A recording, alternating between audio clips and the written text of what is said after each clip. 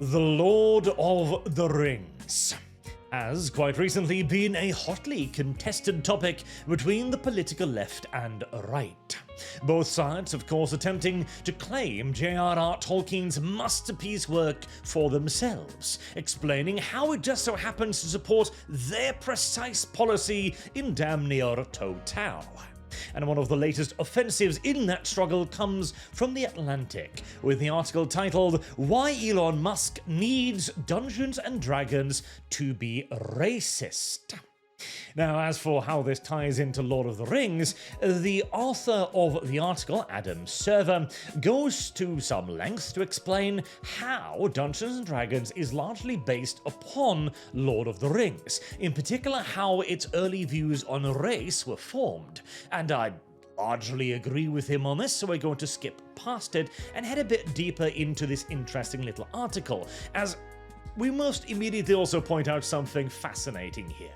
The article writer's point is largely and more generalistically so that race doesn't really exist. It's not really a thing. Anyone can be anything, and there are no limitations either in real life or in Dungeons and Dragons. Why can't an orc be a high wizard, and why can't a dainty elf be a brutal barbarian? Anything and everything can be anything and everything. However, as I and many others have pointed out countless times, if that is true, then nothing is anything. If anything can be everything, then everything is anything, and you have nothing defined anymore. Nothing has character, because we are often as defined by our limitations as our abilities. And if you don't have any specific things, no identifiable features, etc., then you're just grey paste of no real note or value.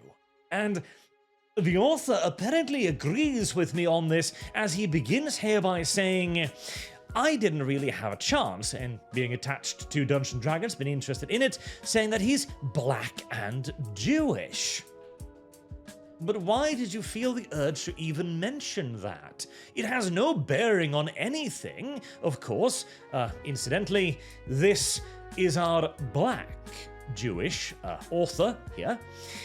Why even bother mentioning that? That doesn't matter. That doesn't define you. That says nothing about you. And yet, it is almost as if there are actually some data points here. There are actually some things that you feel an urge to front load so as to make people understand you on a super baseline level, particularly considering your complexion as well.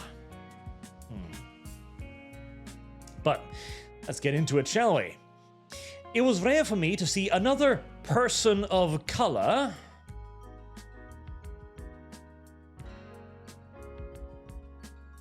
brother. Or a girl. Tell me about it. Dungeons & Dragons was still largely confined to the white, nerdy male subculture. I see now why you got into it. In which he was born. Most of the players wouldn't have thought much about the racial meaning of the game, even when the stereotypes were blatant, like one inspired by traditional African analog tribal society set in the jungle featured dark-skinned noble savages and depraved cannibals, but for kids like me, the meaning was always there. Isn't that too fascinating? So you were playing this game with blatant racial stereotypes that only you could see. Yet again, perhaps this has some sort of connotation with your apparent need to point out your religion and race right at the beginning, whereas all of the other white kids were just like, this is pretty cool, but don't you see the racism? The second edition rulebook, the one I first played with, stated that the game's reference to races were not about race in the true sense of the word, Caucasian, Black, Asian, etc. It's actually a fantasy species for your character. Imagine that. Human, elf, dwarf, gnome, halfling, or halfling, each race, half-elf, is different. Each possesses special powers and has different lists of classes to choose from. Wow. Even the second edition book is like, listen, the orcs aren't black. Chill. Some races, rulebook elaborates, have fewer choice of character classes and usually are limited in the level they can attain. These restrictions reflect the natural tendencies of the race. Dwarves like ward fighting and dislike magic, etc. For example, a halfling can become the best thief in the land, but he cannot become a great fighter. And this, of course, was entirely right and correct, because indeed, if you are, reaching up to the, kneecaps of your average opponent, you are going to have a very hard time becoming a particularly skilled fighter. Not even skilled, but capable. You are going to be smaller, you are going to be weaker, your reach is going to be shorter. The simple fact is, you will never be able to become as good a fighter as your small and stealthy frame could be as a thief. This is adding character. This is defining a thing rather than simply having it be slop, which is, of course your furry-footed halfling can be a plate-armored warrior, easily capable of defeating a barbarian twice his weight and size. An early D&D concept was the idea of alignment. Certain creatures are good, neutral, or evil, and within those categories are lawful, neutral, chaotic. For example, an orc warrior is likely chaotic evil, again, because he of course represents the destruction of civilization, the other, the outsider. While human paladin is lawful good. In a 2005 forum post, Gygax wrote that it was fine for a lawful good character to kill an evil character who had surrendered because the old adage of nits making lice. This is then thrown back, of course, to a certain Indian massacre in America. A congressional committee at the time referred to the slaughter as a cowardly act, and that gratified the worst passions that ever cursed the heart of man. You might say 1860s lawmakers did not see it as lawful good. That's correct, because as you've already seemingly forgotten, the second edition rulebook points out that this is a fantasy setting, where alignments are far more absolute.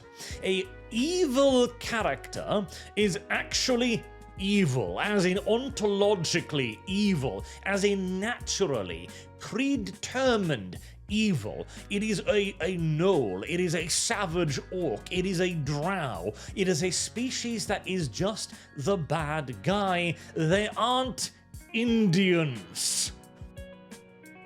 The Indians aren't ontologically evil, although certain portions of them did try very, very hard to become as close as they could within our far more complex moral ecosystem.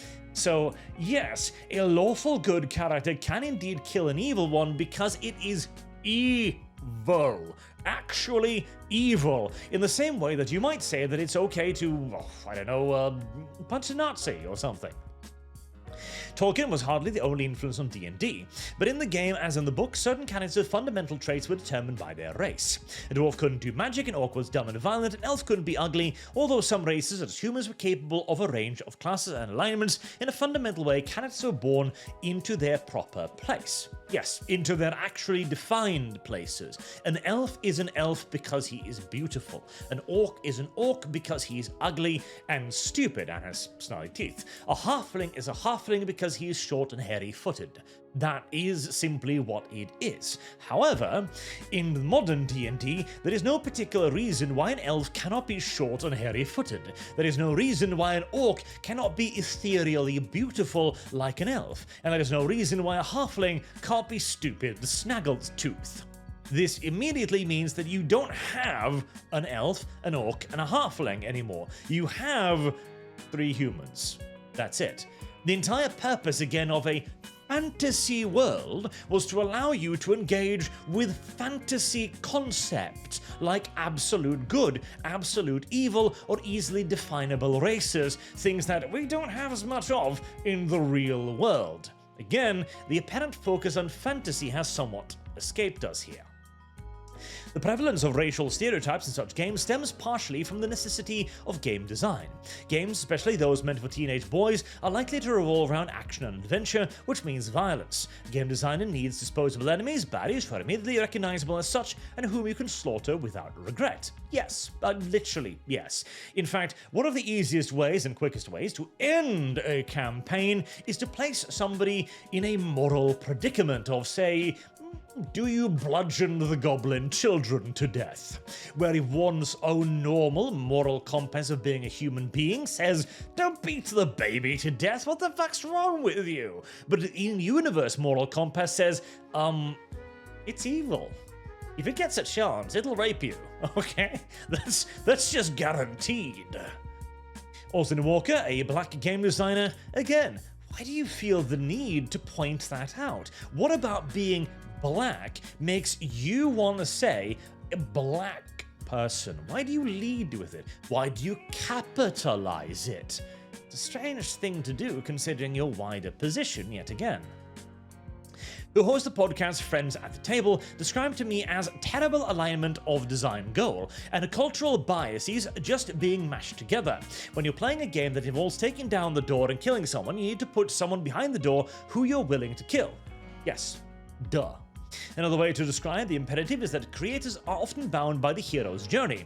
Yes, because it works. Stephen Dashiell, an American university professor and sociologist who studied games, told me the easiest way to make sure that there is that moral struggle between good and evil is just to say that the individuals of a particular group are inherently evil. Correct. That's how you tell a good story. You have bad guys and you have good guys. You can absolutely tell stories far more morally complex than that, but the classic's hero's journey is indeed based around struggling against something. One of the most enduringly legible symbols that a character is different and therefore more disposable is race. Of course, the fact that this is also true in the real world is the reason it became such an effective shorthand. This is where it comes in again. See, here's the thing. The allegation is that Elon Musk needs to see race because the only thing he can see. The reality is that it is you who cannot see a world beyond race. Those other white kids that you were... You say other there. Those other white kids that you were playing D&D with, as you yourself said, looked at all of this and thought, cool, characters. Whereas you saw black. You saw race, and you started thinking, well, I am black first and foremost. I'm not human, I am black and Jewish. And here are things that remind me of these things that I consider to be far more important than being a human. Whereas the white kids are just like, okay, elves, dwarves, goblins, we know these things, and a fair few of them are going to be evil indeed. As a business, D&D always seemed to be in financial peril, but around the Great Recession, sales hit a nadir, while the retail hobby stores that doubled as hangout spots where many kids went to the game store closed. So he goes into a little bit of the thing here, which we won't go into too much, but he basically points out that as the D&D setting began to explode, it brought in the normies. Growing up in Orange County, California in the 1990s, Arabia Yenga was good at volleyball and improv. She was aware of D&D and was assuming it wasn't for people like her. The dynamics back in the day were like male and young and predominantly white. Yenga told me. Then her boyfriend asked her if she wanted to play. We need a cleric and something clicked. Dungeons & Dragons was, she realized, a perfect tool to tell the stories we wanted to tell ourselves and to others about ourselves and about each other. And again, there's the thing. So you're like, well, I don't like that thing. It's white, nerdy, and male. Disgusting. I would never engage with that. But then somebody you like went, you can play this game. It's a lot of fun because the majority of us were like this. Oh, hey, you want to play this thing? It's really cool. And we didn't understand that you hated us. And when we brought you in, you were like, okay, we're going to have to change a lot of this. This is no longer about a silly adventure of killing orcs and goblins. Now we need to talk about my story and the stories of each other. But honey, I just wanted to kill the goblins. Younger has a charismatic presence, and playing on Twitch with friends led to her trying out for Critical Role, and eventually becoming the Dungeon Master of a spin-off, Exandria Unlimited. Critical Role has a lot to answer to as well when it comes to a lot of this. Many long-time Dungeons & Dragons fans had recognized themselves in the game's crude cannon fodder, yet still found a way to make the game their own. Black people, queer people, and women. Yet again, everybody else was just playing the game, and then you sat down and went, you know that evil guy right there? You know, the one that burning villages, destroying lives, killing people for no particular reason, or in the name of an evil god. That's me.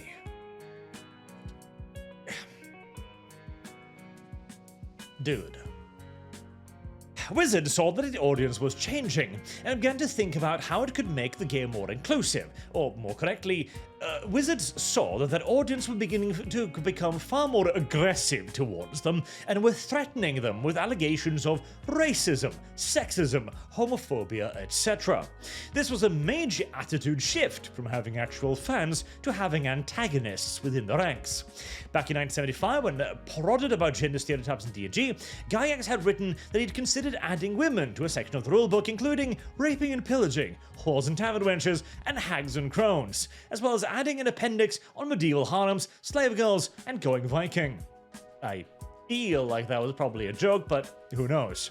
The stereotype of the reactionary geek who's hated for women manifesting in imagining them as victims of sexual violence is, let's say, historically rooted. Yeah, no. Again, the reason why we destroyed our hobbies was because we were so unfathomably eager to bring everyone, particularly women, into it. Again, this is how I understand also a lot of this is fake geek nonsense, because having been in these milieus myself, the idea of a female gracing us with their presence? It wasn't something we hissed and screeched at, let's just put it like that. It was a far more idealistic, dreamy situation. Oh god, we were so fucking stupid. The idea of being accepted seemed to us like a fantastic thing. But now the company was open to change. In June 2020, during the protests following the murder of George Floyd, the D&D development team, along with everyone else, capitulated. Acknowledged in a blog post, some early version of the game offended portrayals of fantasy creatures that were painfully reminiscent of how real-world ethnic groups have been and continue to be denigrated. That's just not right, and it's not something we believe in. Yes.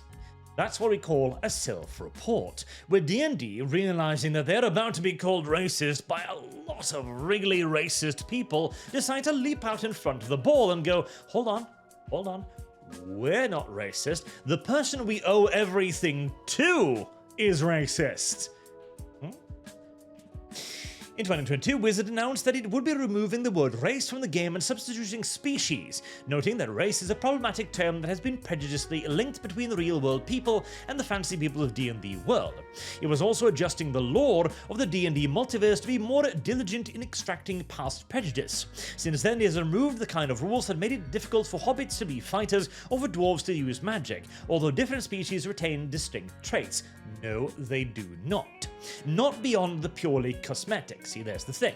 An elf is not an elf, because he is not bound to be a specific thing.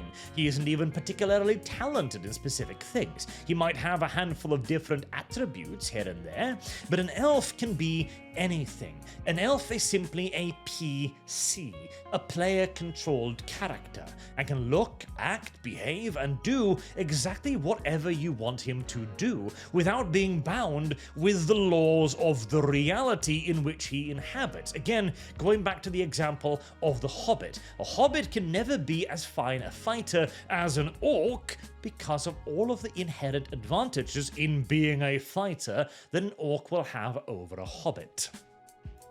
These changes weren't just about women and people of color playing.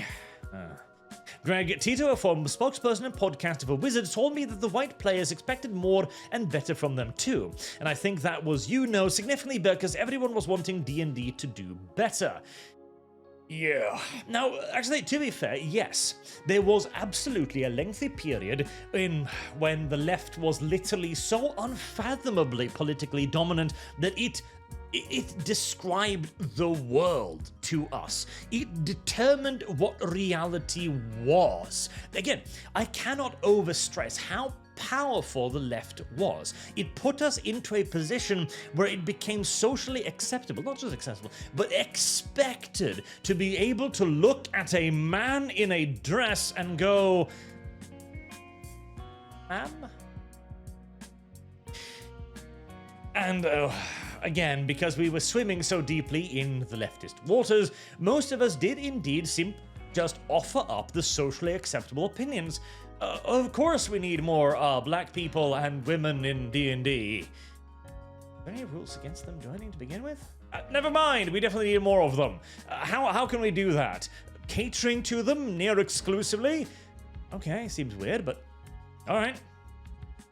If your identity was built around being a fan of a marginal pastime, de-geekification meant that suddenly you weren't as special anymore. Wow. Yet again, I feel as if this really does feel like a bit of a boomerang right here. If your identity is built around being special, about being a part of a minority group, hey, 2 minority groups even, and suddenly somebody were to look you in the face and go, "You're whiter than I am," then suddenly that could feel like an assault. And to be fair, you aren't, so that's something, right? Comic books, video games, fantasy and science fiction, role-playing games such as Dungeons & Dragons, they were getting more popular and trying to appeal to new audiences. Not everyone was happy with the changes that effort inspired. Indeed, no one was.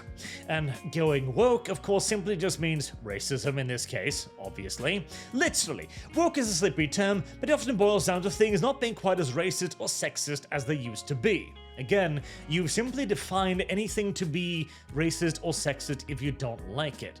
There is nothing racist or sexist about having a fantasy universe that functions along the rules of a fantasy universe, no matter how much you identify with the orcs in it. That's you being fucking crazy. Wizard and Run version of the game passed audiences playtesting and consistently found the same things. Fans definitely preferred it to be simpler. That's true. Focus groups, made out of average normies who've never even seen a 6-sided dice before, usually do want the game to be simpler, because they can't fathom the rules otherwise.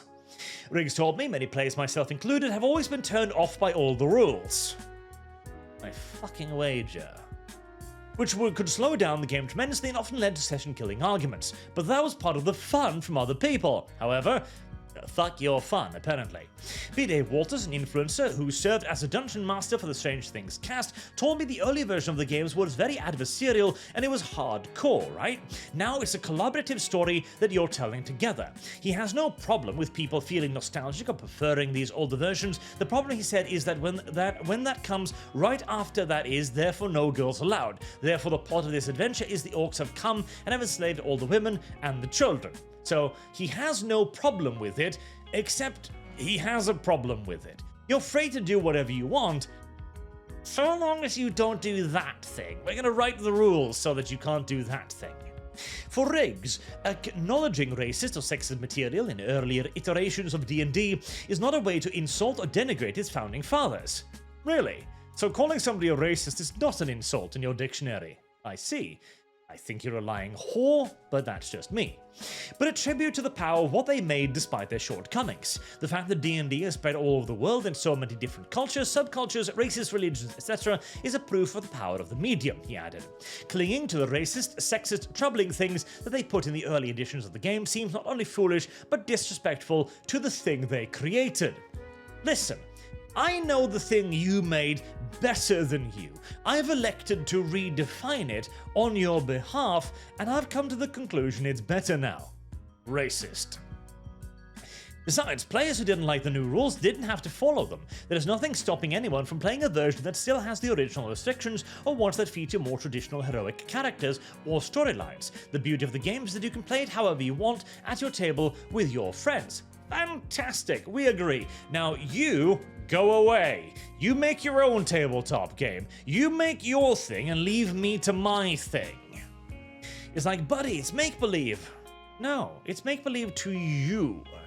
If you want evil orcs and chainmail bikinis and slaves, you can do that at your house. No one isn't threatening that, and frankly, no one cares. So again, the argument is, oh, there's nobody's coming for your stuff. Nobody's trying to take that away. Didn't we mention earlier that D&D removed the term race? Didn't we mention earlier that D&D basically removed the distinction between the various forms of elves, goblins, etc., etc.? No, you are absolutely taking our thing away. You are absolutely moving in on territory you know you don't belong in. Territory you admit to not belonging in. And yet there you sit like, what? We're just squatting here. We're just rewriting the rules. We're just dictating what miniatures are being released. And you better have the combat wheelchair, by the way, but it's not an imposition or anything, is it? You could always go somewhere else. Yeah, until we make that popular too, and you'll come following along.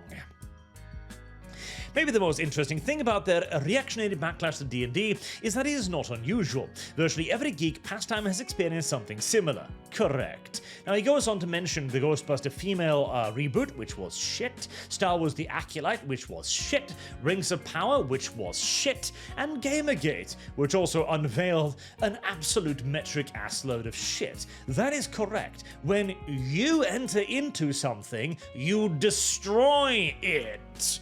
That's why we'd rather like it if you would fucking leave. These backlashes all have the same basic catalysts, that you're shit. Which says the companies trying to expand their profits have sought out more diverse audiences by creating content that features more than the usual square-jawed white male heroes. And they have all failed. They have all met economic ruin. And they have all produced things that will not survive out the decade, never mind the century.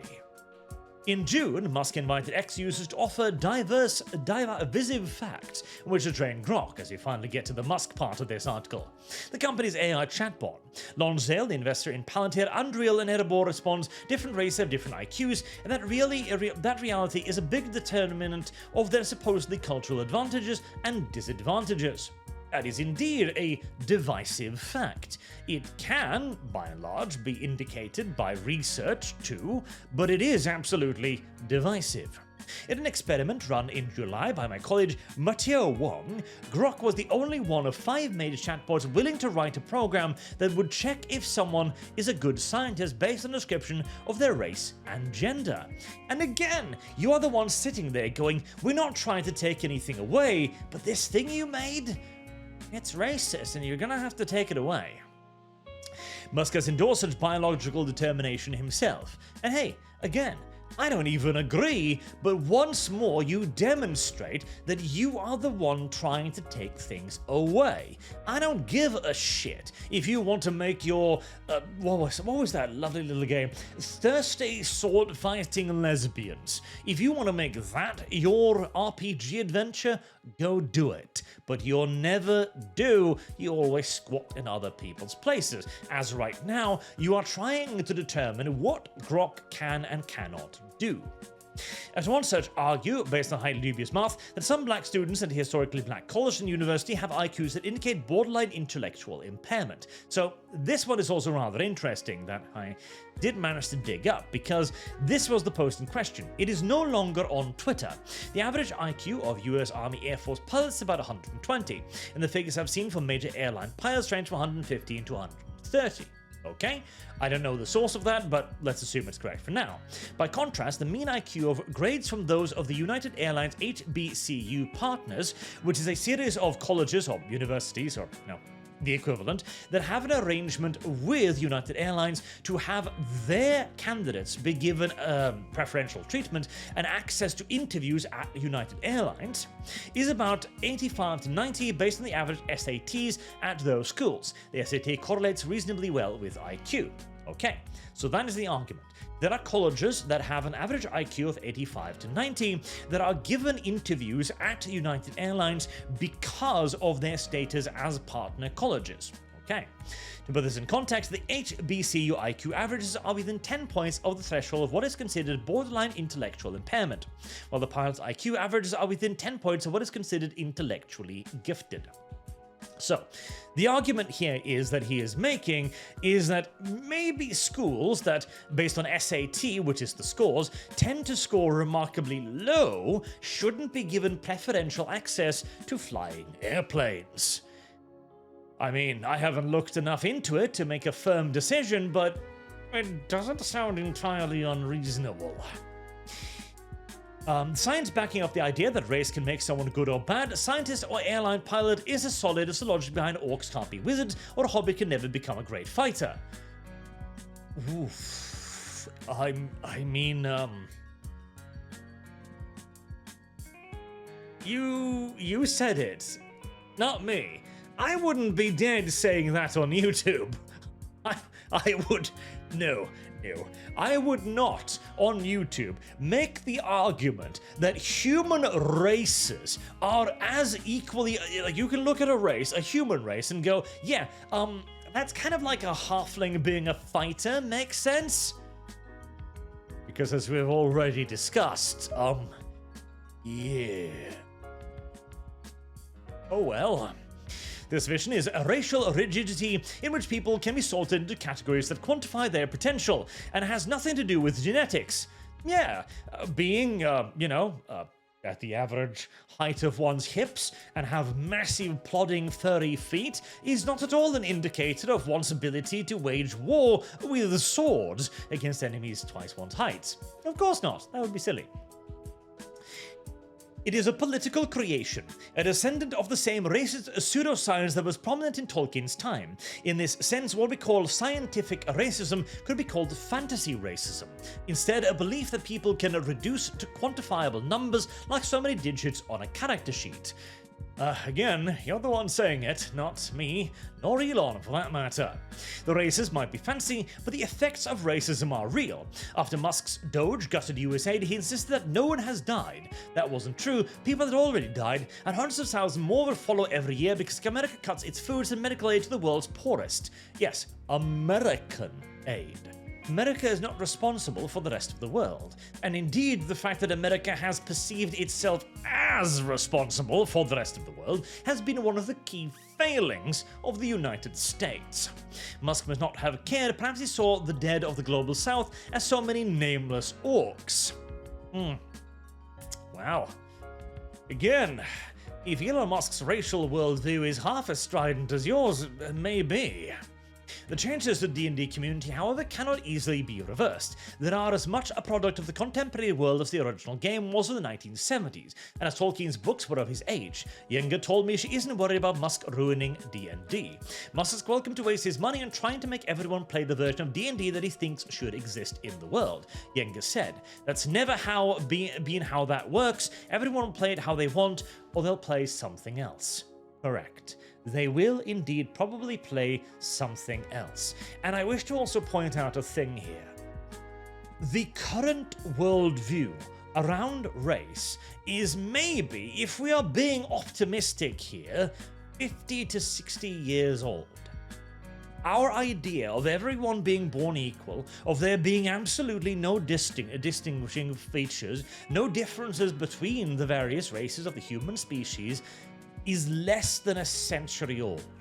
For the near entirety of the rest of human history, in its many thousands of years, that has been considered as idiotic an idea, as ludicrous as a notion as that of a hobbit taking on a fully grown orc. Hey. Just figured I'd mention that as well, if you ever believe that your ideas are going to live forever, as you appear to do, Mr. Adam Server.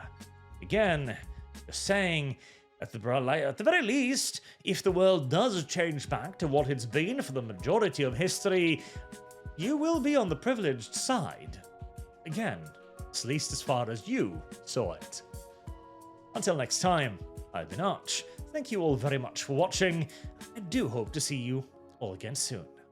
Have a good day.